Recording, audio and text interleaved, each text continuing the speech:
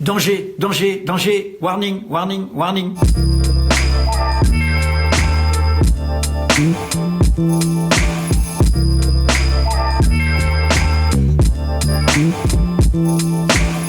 Je suis contre que l'État se mêle de notre liberté. Nous sommes au cœur d'une liberté qui n'appartient pas au pouvoir exécutif. C'est la liberté de dire et le droit de savoir. Le seul arbitre, c'est le juge. Qu'est-ce que ça veut dire, cette loi sur les fausses nouvelles, notamment en période électorale? Eh bien, je vais vous donner un exemple. Une fois votée, cette loi, elle va peut-être un jour ou l'autre être utilisée contre des journaux indépendants comme Mediapart.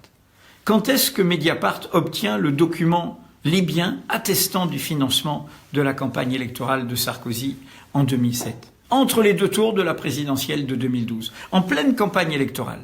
Nous n'avons pas de gestion partisane de nos informations, donc nous le publions quand c'est prêt. Nous le publions le samedi qui précède le second tour.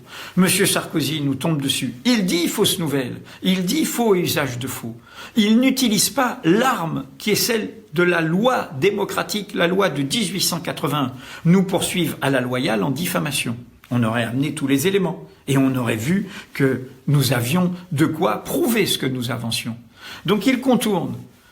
En renforçant avec cette loi, on va permettre de contourner.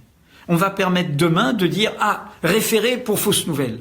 Alors bien sûr, le pouvoir nous dit « On va mettre une condition, c'est que ce soit des moteurs, genre une campagne d'intoxication venue d'une attaque de l'étranger ». Mais une info de telle importance de Mediapart, elle est diffusée partout, elle est reprise partout.